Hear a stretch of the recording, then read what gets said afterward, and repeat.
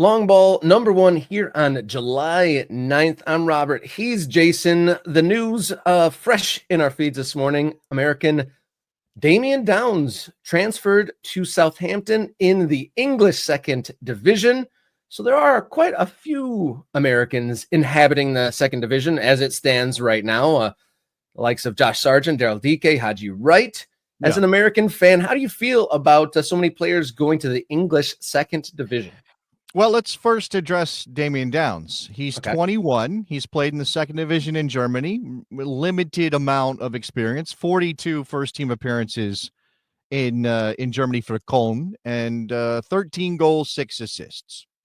Those are good numbers, especially when we're talking about a relatively young player. I mean, he's not 18, so, you would hope that he's far enough along that if Southampton is buying him, and Southampton's a team that went down, but obviously has designs on going right back up, Rob. I mean, this is not an unambitious championship squad, right? They want to get back to the Premier League as soon as possible. He had a moment with the U.S. men's national team in the Gold Cup, had a couple chances to maybe make a difference, wasn't really able to. Limited time, right? He didn't get a ton of time. It was odd, that situation being thrown on with Ajamang at the end of that Mexico game as they were trying to figure out how to get a goal back and push that game longer. £7 million. All right. It's not like it's not nothing, but it's obviously not a massive amount of money. So this is they're not taking a flyer on him. I don't think that's the right way to look at it. $7 million is still something when you're a championship side, but it's not like crazy money. It means that he's not going to be overly pressured by the amount of hype that comes with like a £30 million move or something like that, Rob.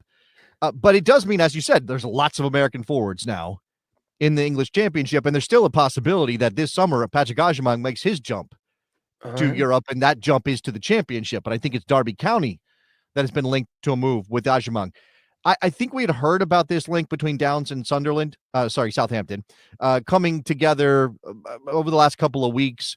I guess I'm not surprised. I guess it's happening now, but I guess I am surprised it's happening before some other things that have been rumored out there. Ricardo Pepi still doesn't have a new destination. Maybe he stays at Eindhoven this season. Who knows? But I know he's been linked to a move. Obviously, injury is part of his story. Josh Sargent, is he staying at Norwich for another year to try to help them get back up?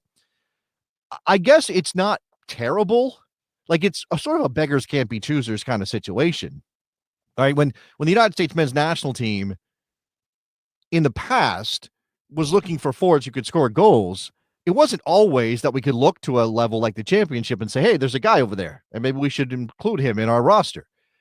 Josh Sargent scores goals in the Championship. He wasn't in the Gold Cup, and that's Mauricio Pochettino's prerogative not to bring him, but I think a lot of people thought, hey, maybe we could have used him. Haji Wright scores goals at Coventry City. Obviously, injuries hurt him in this Gold Cup period.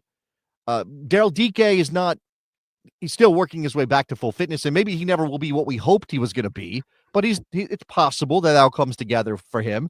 And now Damian Downs. Man, I guess what this means is if you really care about the U.S. men's national team in the forward situation, you need to have the package, or you need to look for the TV streaming service that has championship matches, because you'll always be able to see an American playing in the Championship with this number of guys over there. Yeah, I think that might be the ESPN 3. That might be the thing you get through Hulu and whatnot. This is my understanding. Well, I don't know if it's changed, because obviously TV rights sometimes kind of change depending. But my understanding, there is a package that the EFL sells, and ESPN streaming had that, or has a lot of those games. But I think there are also some teams who control their own rights, or there's some other, they don't package everything. It's not all of the games in one big package. So sometimes you'll be like, hey, I want to watch Coventry and Haji Wright. It's not there. Yeah, for as established as it is, the TV rights and packaging for the EFL is still pretty archaic to a degree and not quite up with the times. But going back to Damian Downs to Southampton had a very strange year last year. Their perennial yo-yo side, one of the football talent factories of England. Last year was probably the closest to a tank year I can remember in the Premier League. They didn't really seem like they gave it a go. They never really broke out of their philosophy of trying to play it out of the back, even though after like 4 games, it was pretty obvious that they weren't to the level to play like that, but they just continued to run into the wall of conceding goals and losing. So interesting to see if I think some people speculated they got promoted a year early before they were quite ready. And so maybe Damian Downs could be joining the actual full honest thrust to get back into the Premier League.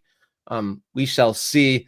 But it's interesting that the Americans have found a landing spot in the championship, but it's an odd place to kind of ply your trade because obviously you have to be good technically, but it's like an endurance beat 'em up sort of a game. They play more games than even the top level at times because they have multiple league multiple cups and tournaments in the EFL. I mean, Premier League games don't have, and then there's such a big league. I think there's 46 league games as well. You play 46. That's the biggest difference. You play 46 league games, right? When you're in a 20-team league, you play 38 games.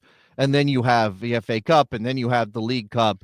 And then obviously the what? Like that, there's like the Check a Trade trophy. There's other different tournament competitions that Check a Trade trophy. I don't know where it's only EFL teams are in it.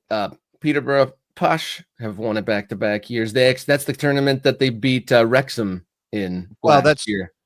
That's League One and League Two, so that's not. But I believe there is another cup tournament that U20. It says U21 teams. I didn't know about this trophy, but U21 teams from the Premier League and the Championship will play.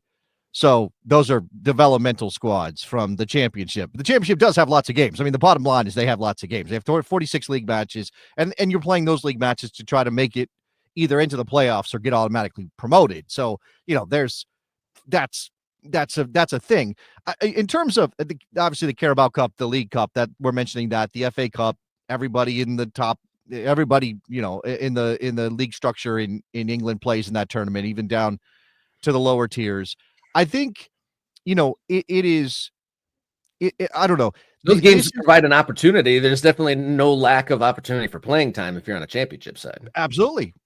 But again, I think there's always this sense of, if you succeed in the championship, are you really that good? True. Like, are you really that good? There's a wall. Now, there are, again, can you level up from there? Of course you can, right? Of course you can level up from there. But I do think there's this sense that you can kind of get stuck in the championship, especially if your team does not get promoted. Or if you are with a team that gets promoted in an era where promoted teams go right back down, Rob, you will go back down. And then if your team doesn't go right back up, you're kind of stuck. I mean, this is Josh Sargent's story. Josh Sargent consistently scores goals in the championship. He's a very good all-around forward, but he hasn't nobody in the Premier League has been like, hey, that's our guy. Let's go get him out of Norwich. Right. So I don't know. It's interesting.